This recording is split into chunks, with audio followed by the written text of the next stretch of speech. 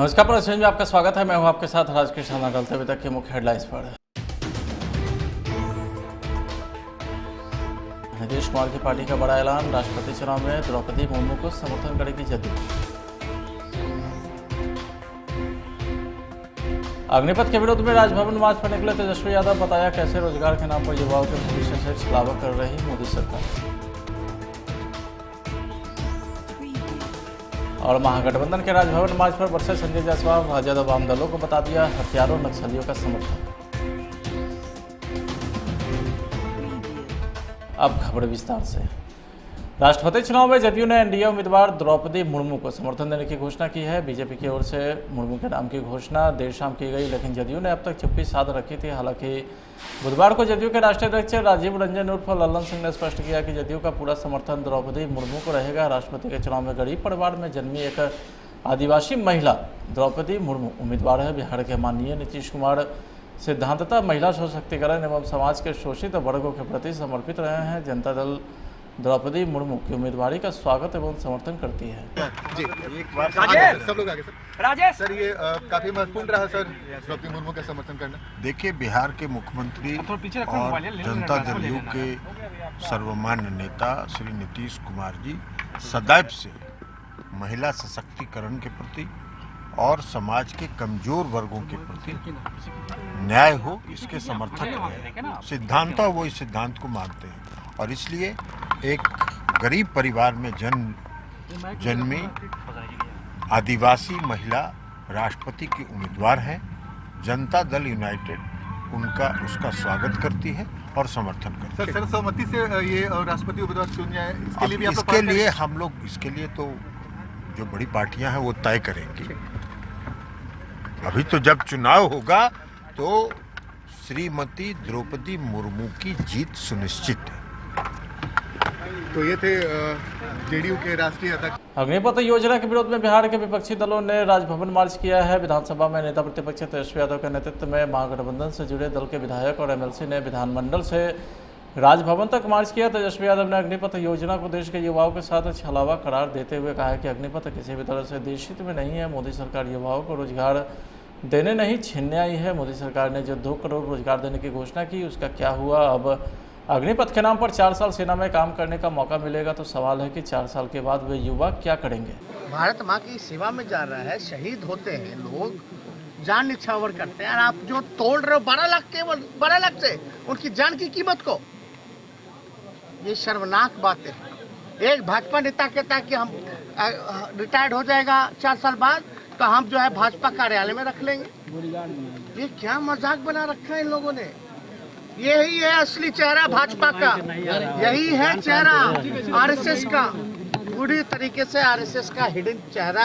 इसमें hidden agenda है, उनकी साजिश है। पहले रेल बेचा, सेल बेचा, जहाज बेचा, टेलीफोन बीएसएनएल बेचा, पेट्रोलियम पंप बेच दिया, सब कुछ देश का संपत्ति बेच दिया गया। सभी संवैधानिक संस्थाओं पर आरएसएस का कब्जा करा दिया गया। अब भारतीय सेना, फिर किसानों पर साजिश चली, किसानों के बाद अब भारतीय सेना में हस्तक्षेप कर रहे हैं। ये किसी भी हद तक जो है हम लोग सहेंगे नहीं। कुछ लोग कहते हैं कि भाई युवा जो है शांत हो गए हैं, मतलब आप लोगों का क्या कहने का मतलब है कि जो वायलेंस है वही प्रोटेस्ट है और जो प्रोटेस्ट है वही वायलेंस है। अगर वायलेंस नहीं हो रहा है तो इसका मतलब ये नहीं कि प्रोटेस्ट नहीं हो रहा है, विरोध नहीं हो रहा है। तो आप लोग सब लोग इस चीजों को आप लोगों ने दिखाया कि कितने आक्रोश में हुए। और आप बताइए, इस ठंडे मन के साथ अगर जो आदमी सीमा पर रहेगा और उसको यही डर सताएगा कि हम फिर 2 साल बाद 4 साल बाद रिटायर्ड हो जाएंगे और भविष्य में उसके बाद हम कहाँ जाएंगे, क्या करेंगे, तो भारत माँ की रक्षा कैसे होगी? बड़ा सवाल है। ये सिक्योरिटी, भारत की सुरक्षा के साथ खिलवाड़ किया जा रहा है, जिसको हम लोग कतई होने नहीं देंगे। ये भाजपा वाला लोग कहते हैं 12 लाख दे जाओ, हम 24 लाख रुपया देते हैं। क्या मजाक बना रखा है। ये भाजपा के नेताओं के बच्चों को बताइए, हम लोग अपने दफ्तर कार्यालय में रख लें। ये मजाक नहीं चलने वाला है। चलिए सर, ये अपमान जो किया जा रहा है और देश का नौजवान, खासतौर पर बिहार का नौजवान, 60% आबादी नौजवानों की है। यहाँ की सरकारें उसी हिसाब से चलनी चाहिए, नहीं तो इसका अंजाम जो है बुरा होगा। 60% मतलब आप समझ लाइए कि कितना बड़ा आबादी नौजवानों का है। और इस तरह के साथ अगर छेड़ हो रहा है तो कतई हम लोग नहीं समझेंगे ये सरकार नौकरी देने आई थी या नौकरी छीनने आई है। राजद आवाम दलों के अग्निपथ के विरोध में राजभवन मार्च करने पर भाजपा ने तंज कसा है। प्रदेश अध्यक्ष संजय जायसवाल ने दोनों दलों को आड़े हाथों लेते हुए बिना उनका नाम लिए परोक्ष रूप से उन्हें हत्यारों को जेल से भगाने वाली और चीन परस्त करार दिया है। साथ ही बिना लालू प्रसाद यादव का नाम लिए उन पर भी नौकरी के नाम पर जमीन हड़पने वाला नेता बताया। संजय जायसवाल ने सोशल मीडिया पर एक पोस्ट में लिखा है कि जहानाबाद में पुलिस की निगरानी में जेल तोड़कर हत्यारों को आज़ाद करने वाली सरकार जेल तोड़ने वाली और भागने वाले हत्यारों के तीमानदार दोनों गले मिलकर राजभवन मार्च कर रहे हैं। यह सेना की औसत उम्र वर्तमान 32 साल से बढ़ाकर 52 साल करवा देंगे, जिससे इनके चीन में रहने वाले आका की चांदी हो जाए और यह सब फिर से लोकतंत्र भूलकर वही हत्या को अंजाम देने वाले संगठन में वापस लौट जाएं। 4 दिन पहले अग्निपथ योजना पर केंद्र की मोदी सरकार के फैसले पर सवाल उठाने वाले बिहार के पूर्व मुख्यमंत्री जीतन मांझी ने नरेंद्र मोदी की तारीफ की है। उन्होंने अपने ट्विटर पोस्ट पर लिखा है कि मोदी है तो मुमकिन है। दरअसल मांझी जी की इस खुशी का कारण है कि देश के राष्ट्रपति पद के लिए एक दलित महिला को कैंडिडेट बनाने का फैसला जिस तरह से पीएम मोदी के नेतृत्व वाली एनडीए ने झारखंड की पूर्व राज्यपाल द्रौपदी मुर्मू को अपना उम्मीदवार बनाया है, उससे जीतन मांझी बेहद खुश है। उनकी यह खुशी उनके ट्विटर पोस्ट पर भी देखी जा सकती है। लोक जनशक्ति पार्टी रामविलास के अध्यक्ष चिराग पासवान ने आखिरकार प्रेस कॉन्फ्रेंस कर द्रौपदी मुर्मू का समर्थन करने का ऐलान कर दिया है। चिराग पासवान ने राष्ट्रपति उम्मीदवार के तौर पर बीजेपी उम्मीदवार के समर्थन की घोषणा की। चिराग पासवान ने यह भी कहा कि राजनाथ सिंह ने मुझे फ़ोन किया था और बीजेपी आज भी यह कह रही है कि वह मुझे एनडीए का हिस्सा मानती है, लेकिन चिराग पासवान ने कहा है कि हमारी पार्टी अकेले चलो की नीति पर आगे बढ़ रही है। प्रत्याशियों के नाम, उम्मीदवारों के नाम सामने आ चुके हैं और लोक जनशक्ति पार्टी रामविलास ने यह निर्णय लिया था कि जब तक दोनों प्रत्याशियों के नाम सामने नहीं आए तब तक पार्टी का समर्थन किसी एक उम्मीदवार के नाम के घोषणा के साथ नहीं किया जाएगा। दोनों प्रत्याशियों के नाम को सुनने के बाद उनके व्यक्तित्व को, उनकी पृष्ठभूमि को, उनकी कार्यशैली को समझने जानने के बाद ही लोक जनशक्ति पार्टी रामविलास ये फैसला लेगी कि हमारा समर्थन किस उम्मीदवार के लिए है। वैसे इस बात को मैं स्पष्ट कर दूं कि लोक जनशक्ति पार्टी रामविलास संख्या बल के तौर पर हम लोग का बहुत ज़्यादा उम्मीदवार के जीतने या हारने में संभवतः बहुत ज़्यादा भूमिका नहीं होगी। लोकसभा में 1 वोट है हम लोग का, बट राष्ट्रपति चुनाव को अगर देखें जिस इलेक्टोरल कॉलेज के माध्यम से चुनाव होता है, इस 1 वोट की भी महत्व लगभग 700 प्लस वोट के आधार के तौर पर होती है एक एमपी के वोट की। बट बहरहाल मेरे इस 1 वोट से बहुत ज़्यादा हार या जीत में कोई फ़र्क नहीं पड़ने वाला, पर उसके बावजूद नैतिकता एक बहुत बड़ा आधार है। लोक जनशक्ति पार्टी रामविलास ने हमेशा अपने विचारों, अपने सिद्धांतों के आधार पर फैसले किए हैं। हमारे नेता आदरणीय रामविलास पासवान जी ने हमेशा लोक जनशक्ति पार्टी के सिद्धांतों के आधार पर, पार्टी के विचारों के आधार पर नीतिगत समर्थन हर गठबंधन को दिया है। कई ऐसे उदाहरण पूर्व में भी रहे हैं कि किसी गठबंधन के साथ रहने के बावजूद अगर हमारे विचारों के आधार पर उस गठबंधन का फैसला नहीं होता है या वो नीति हमारे सिद्धांतों के आधार पर नहीं होती है तो हम लोगों ने प्रमुखता से मुखर तौर पर उसका विरोध करने का भी हम लोगों ने काम किया है। उदाहरण के तौर पर डिमोनेटाइजेशन एक ऐसा ही फैसला था केंद्र सरकार का जिसका लोक जनशक्ति पार्टी रामविलास ने, लोक जनशक्ति पार्टी उस वक्त की और हमारे नेता आदरणीय रामविलास पासवान जी ने, मैंने स्वयं उस वक्त भी उसका विरोध किया था। भूमि अधिग्रहण बिल केंद्र सरकार 2014 में एनडीए की सरकार बनते ही ये बिल लाया गया था। पार्लियामेंट में खुद मैंने खड़े होकर इस बिल का मैंने विरोध किया था। अनुसूचित जाति जनजाति एट्रोसिटी एक्ट था जिसमें हमारे नेता ने सरकार को अल्टीमेटम तक देने का काम किया। वही कई बार विपक्ष के द्वारा कई ऐसे नीतिगत फैसले लिए गए जो हम लोग विपक्ष में होने के बावजूद हम लोगों ने उस फैसलों का हम लोगों ने समर्थन किया। उदाहरण के तौर पर शराबबंदी, हम लोग उस वक्त एनडीए का हिस्सा थे, मुख्यमंत्री नीतीश कुमार जी एवं उनकी पार्टी महागठबंधन का हिस्सा थी। दोनों अलग अलग गठबंधन में थे, पर उस वक्त भी मैंने शराबबंदी का मैंने समर्थन किया था क्योंकि नीतिगत तौर पर ये फैसला सही था। ये फैसला कानून बनने के बाद पर विफल हुआ, वो अलग बात है, पर नीतिगत तौर पर ये फैसला सही था, इसका हम लोगों ने समर्थन किया। ऐसे ही आज की तारीख में जिस तरीके से दोनों प्रत्याशियों के नाम सामने आए हैं महामहिम पद के लिए, जिसमें एक तरफ यशवंत सिन्हा जी का नाम है जो कि विपक्ष की तरफ से उम्मीदवार है, तो वहीं दूसरी तरफ श्रीमती द्रौपदी मुर्मू जी का नाम सामने आया है। लोक जनशक्ति पार्टी ने हमेशा अनुसूचित जाति जनजाति वर्ग से आने वाले लोगों का मजबूती से समर्थन कर 50 साल के सक्रिय राजनीतिक इतिहास को अगर आप देखें, 5 दशक से ज़्यादा जो हमारे नेता आदरणीय रामविलास पासवान जी ने राजनीति में बिताए, हमेशा उन्होंने अनुसूचित जाति जनजाति पिछड़ा वर्ग समाज के ऐसे वंचित वर्ग गरीब परिवार से आने वाले लोगों को मुख्य धारा के साथ जोड़ने का उन्होंने काम किया। उन्हीं के पद चिन्हों पर चलते हुए हम लोगों ने भी हमेशा ऐसे वर्ग से आने वाले लोगों को कैसे मुख्य धारा में प्रमुखता से जोड़ा जाए, उसके लिए हम लोगों ने कार्य करने का प्रयास किया। ऐसे में जब द्रौपदी मुर्मू जी का नाम सामने आया है तो लोक जनशक्ति पार्टी ने बिना कोई समय लगाए हुए, क्योंकि ये एक ऐसा विषय है जहाँ पे हम लोगों को ज़्यादा विचार विमर्श की भी ज़रूरत नहीं है, ये हमारे सिद्धांतों के पूरी तरीके से साथ में है। हमारे विचारों से जो लड़ाई लोक जनशक्ति पार्टी रामविलास लड़ती है कि भैया अनुसूचित जाति जनजाति को प्रमुखता से उनका प्रतिनिधित्व केंद्र की राजनीति में होना चाहिए।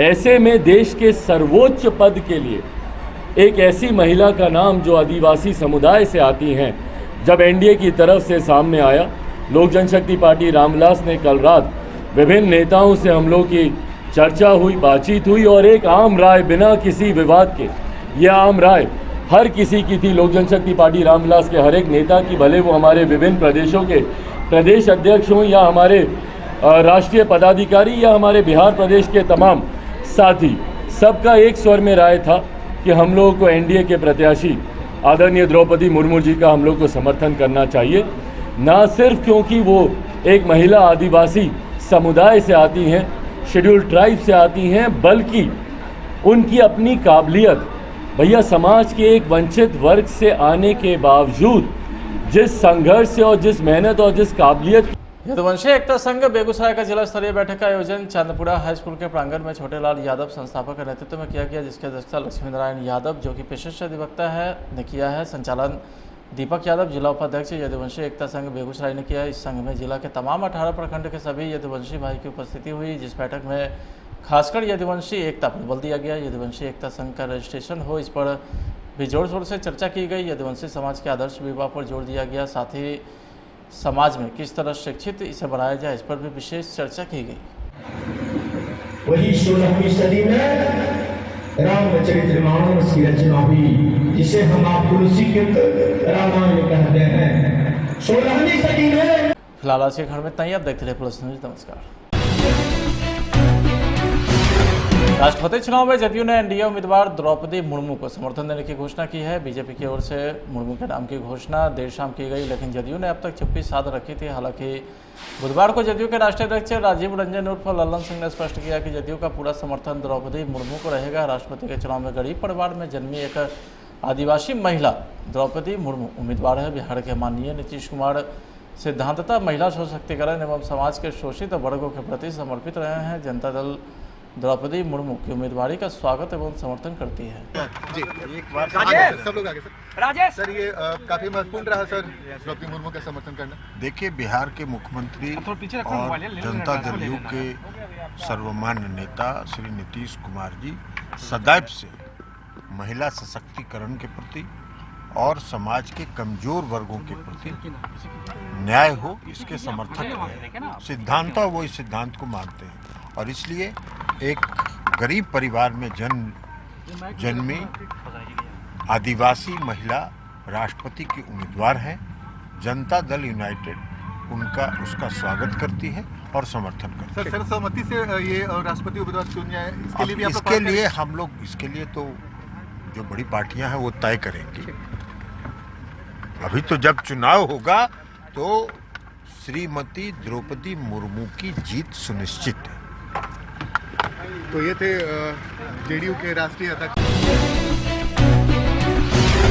अग्निपथ योजना के विरोध में बिहार के विपक्षी दलों ने राजभवन मार्च किया है। विधानसभा में नेता प्रतिपक्ष तेजस्वी यादव के नेतृत्व में महागठबंधन से जुड़े दल के विधायक और एमएलसी ने विधानमंडल से राजभवन तक मार्च किया। तेजस्वी यादव ने अग्निपथ योजना को देश के युवाओं के साथ छलावा करार देते हुए कहा है कि अग्निपथ किसी भी तरह से देश हित में नहीं है। मोदी सरकार युवाओं को रोजगार देने नहीं छीनने आई है। मोदी सरकार ने जो 2 करोड़ रोजगार देने की घोषणा की उसका क्या हुआ। अब अग्निपथ के नाम पर 4 साल सेना में काम करने का मौका मिलेगा तो सवाल है कि 4 साल के बाद वे युवा क्या करेंगे। भारत माँ की सेवा में जा रहा है, शहीद होते हैं लोग, जान निछावर करते हैं, और आप जो तोड़ रहे हो 12 लाख केवल 12 लाख से उनकी जान की कीमत को, ये शर्मनाक बात है। एक भाजपा नेता कहता है कि हम रिटायर्ड हो जाएगा 4 साल बाद तो हम जो है भाजपा कार्यालय में रख लेंगे। ये क्या मजाक बना रखा है इन लोगों ने।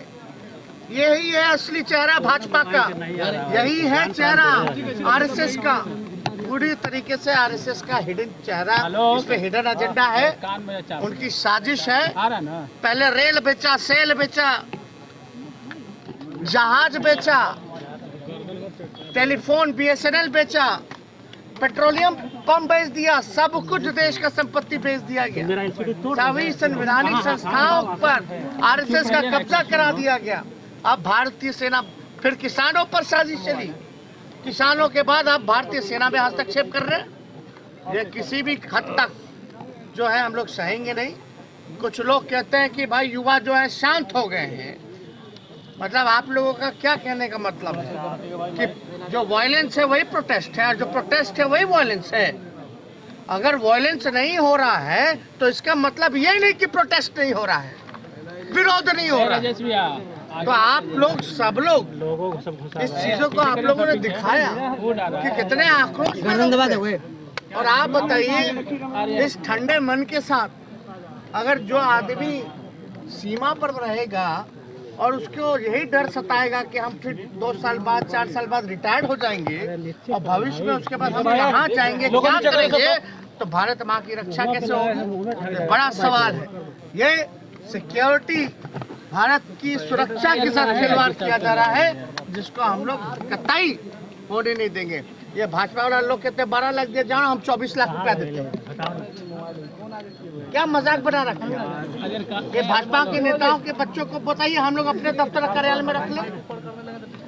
ये मजाक नहीं चलने वाला है। चलिए सर, ये अपमान जो किया जा रहा है और देश का नौजवान, खासतौर पर बिहार का नौजवान, 60% आबादी नौजवानों की है। यहाँ की सरकारें उसी हिसाब से चलनी चाहिए, नहीं तो इसका अंजाम जो है बुरा होगा। 60% मतलब आप समझ लाइए कितना बड़ा आबादी नौजवानों का है। और इस तरह के साथ अगर छेड़ हो रहा है तो कतई हम लोग नहीं समझे ये सरकार नौकरी देने आई थी या नौकरी छीनने आई है। राजद वाम दलों के अग्निपथ के विरोध में राजभवन मार्च करने पर भाजपा ने तंज कसा है। प्रदेश अध्यक्ष संजय जायसवाल ने दोनों दलों को आड़े हाथों लेते हुए बिना उनका नाम लिए परोक्ष रूप से उन्हें हथियारों को जेल से भगाने वाली और चीन परस्त करार दिया है। साथ ही बिना लालू प्रसाद यादव का नाम लिए उन पर भी नौकरी के नाम पर जमीन हड़पने वाला नेता बताया। संजय जायसवाल ने सोशल मीडिया पर एक पोस्ट में लिखा है कि जहानाबाद में पुलिस की निगरानी में जेल तोड़कर हथियारों को आज़ाद करने वाली सरकार जेल तोड़ने वाली और भागने वाले हथियारों के तीमानदार दोनों गले मिलकर राजभवन मार्च कर रहे हैं। यह सेना की औसत उम्र वर्तमान 32 साल से बढ़ाकर 52 साल करवा देंगे, जिससे इनके चीन में रहने वाले आका की चांदी हो जाए और यह सब फिर से लोकतंत्र भूलकर वही हत्या को अंजाम देने वाले संगठन में वापस लौट जाएं। 4 दिन पहले अग्निपथ योजना पर केंद्र की मोदी सरकार के फैसले पर सवाल उठाने वाले बिहार के पूर्व मुख्यमंत्री जीतनराम मांझी ने नरेंद्र मोदी की तारीफ की है। उन्होंने अपने ट्विटर पोस्ट पर लिखा है कि मोदी है तो मुमकिन है। दरअसल मांझी जी की इस खुशी का कारण है कि देश के राष्ट्रपति पद के लिए एक दलित महिला को कैंडिडेट बनाने का फैसला जिस तरह से पीएम मोदी के नेतृत्व वाली एनडीए ने झारखंड की पूर्व राज्यपाल द्रौपदी मुर्मू को अपना उम्मीदवार बनाया है, उससे जीतनराम मांझी बेहद खुश हैं। उनकी यह खुशी उनके ट्विटर पोस्ट पर भी देखी जा सकती है। लोक जनशक्ति पार्टी रामविलास के अध्यक्ष चिराग पासवान ने आखिरकार प्रेस कॉन्फ्रेंस कर द्रौपदी मुर्मू का समर्थन करने का ऐलान कर दिया है। चिराग पासवान ने राष्ट्रपति उम्मीदवार के तौर पर बीजेपी उम्मीदवार के समर्थन की घोषणा की। चिराग पासवान ने यह भी कहा कि राजनाथ सिंह ने मुझे फ़ोन किया था और बीजेपी आज भी यह कह रही है कि वह मुझे एनडीए का हिस्सा मानती है, लेकिन चिराग पासवान ने कहा है कि हमारी पार्टी अकेले चलो की नीति पर आगे बढ़ रही है। प्रत्याशियों के नाम, उम्मीदवारों के नाम सामने आ चुके हैं।